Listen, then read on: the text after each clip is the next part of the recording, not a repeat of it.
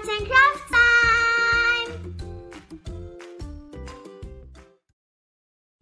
Hi mga bata! Ako si Ate Cheryl at ako magtuturo sa inyo ngayon ng Arts and Crafts. For today, gagawa tayo nito. Ready na ba kayo? Simulan na natin.